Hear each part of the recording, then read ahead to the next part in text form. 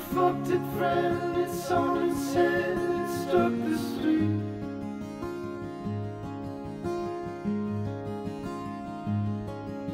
You're in Milwaukee off your feet. And once I knew I was not magnificent.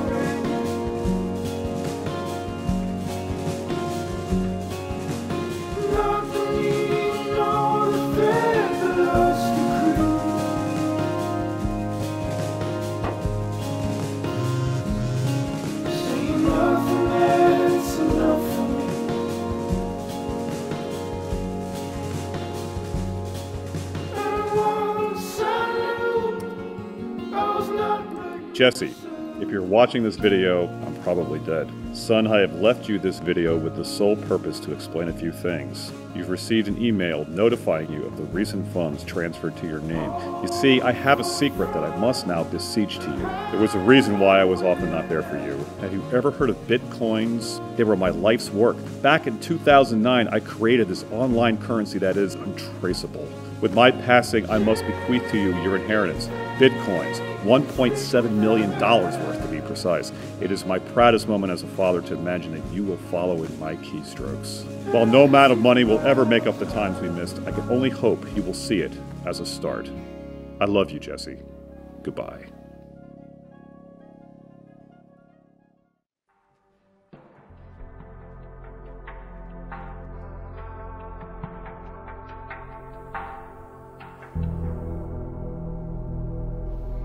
Ah, yes, Jesse.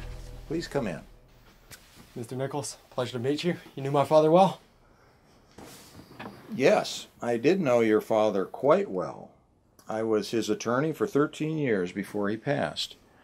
Your father was quite the brilliant man. You saw him often then? On many occasions, yes. He spoke of you quite frequently, but he often said he'd wish he'd been there more for you. I assume that you received his passing message to you. I did. I was hoping that you would be able to help me understand the logistics of the Bitcoins. Yes, of course. Bitcoins is a form of currency that is completely untraceable. This means they can be used anonymously in virtually any way. So how is it that they're completely untraceable? Bitcoins are transferred through open source code bases and/or through complex server networks. They can be moved anywhere in the world with a click of a button. Why did my father choose to keep the Bitcoins a secret from me? Well, there are those who may not agree with or respect your father's cause, what he would call a truly sovereign currency. You see, he worried a lot about the future. I see. One thing your father explicitly emphasized in his will was the proper use of this currency. Because of Bitcoin's unique anonymity, they can be used to purchase anything. Cars, properties, controlled substances, weapons, Nazi uniforms for your sister's school play. On the other hand, they can be used to contribute to companies, candidates, organizations, you name it. I see. Do you understand? Up to this point. Now, if you'll just sign here. So that's it? That's it.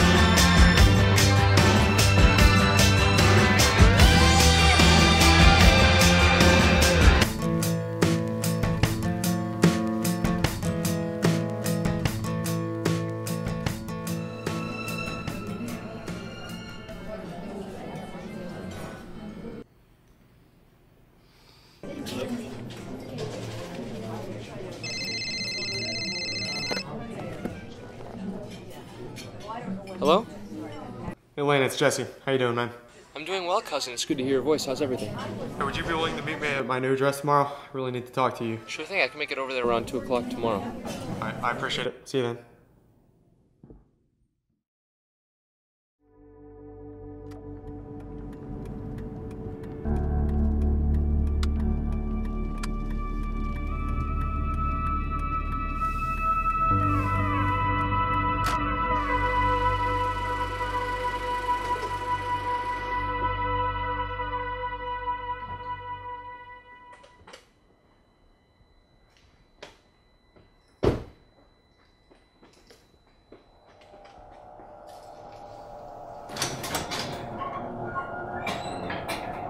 Что это ты хотите?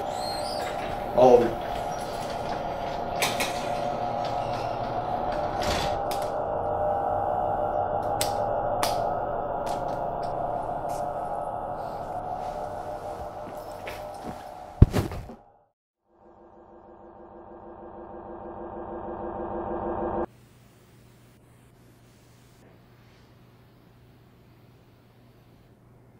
This is unbelievable. What, did you think these guys would just go away, Jesse? I know how it looks, but right now all I really need is your help. It looks foolish, and it was. Are you listening to what you're saying? You're asking me to pay off a debt that you had the money for 8 weeks ago. I mean, look at this. What is all this stuff? Look, I was compulsive. I thought I would have the money left over, but I didn't. And these guns, Jesse? These guys are serious. I needed protection. I'll see what I can do, Jesse. Until then, you need to lay low. You need to get out of town. Thanks, man.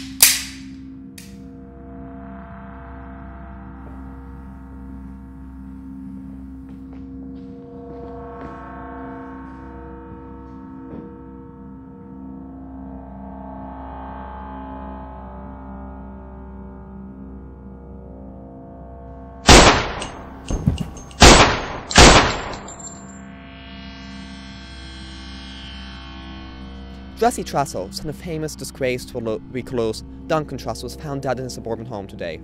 It is unknown what exactly occurred, however police investigators do believe that it was a homicide.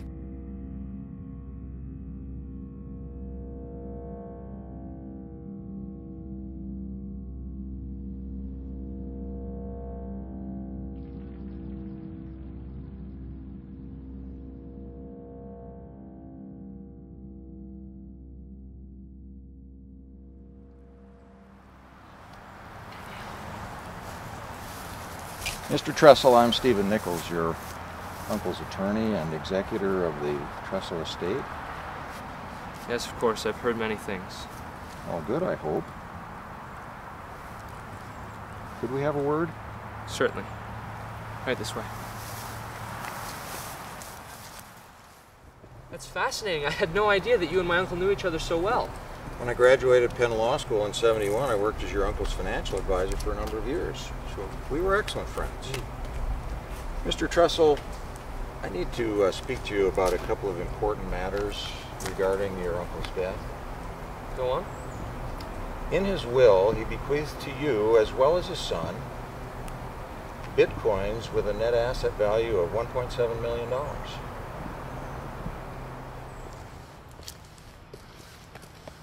So you're saying he left me a portion of the bitcoins as well. Why am I only hearing about this now? What can I say, Mr. Tressel? You're a difficult man to reach.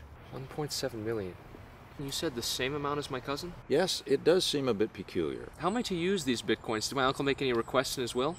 You may use them any way you please. With all due respect, your cousin used them in a certain way and faced the consequences. Now you are faced with the same decisions. Lane, if you ever need anything, here's my card. Give me a call. I appreciate that, thank you. It was a pleasure.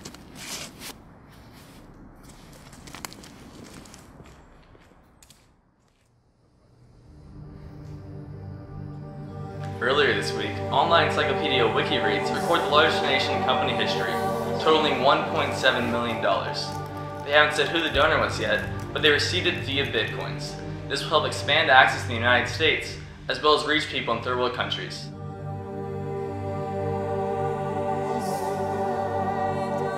With any innovation, the world and its relationships change. Whether it be positive or negative, beneficial or detrimental, or right or left, once the world changes, it never returns. Throughout the progression of human history, technology has always acted to alter humankind and its relationships. From fire, basic society rose. From agriculture, human settlement emerged. From written language, human civilization flourished. From currency, commerce arose. From gunpowder, man could destroy, whether detrimentally or constructively. From the printing press, mass communication became universal. From the computer, the information age arose. No matter how humans better themselves in terms of technology, we change ourselves and our relationships. While gunpowder allowed man to conquer the environment, it also allowed for us to massacre ourselves. Language itself is inherently ambiguous. When treated with the intent of benevolence, it can bridge the gaps of hatred. When treated with malevolence, it could bring forth hate and war that can, with modern technology, end our very existence. The ambiguity of technological innovation remains omnipresent. Continents can be gapped in just seconds, and relationships, whether it be economic, political, or social, are similarly expedient. Yet, with this new global society comes dangers magnified by the closest from technology. However, this global society allows for us to prosper and potentially solve the problems that have plagued man since the beginning of time. But it is not technology that will determine whether technology creates or destroys. Man himself determines it. When man acts with avariciousness or malevolence, technology undoubtedly destroys and harms. When man acts with benevolence and altruism, technology can bring us closer to utopia. With that, the future may be bright or dark, yet the future shall be determined by us, mankind.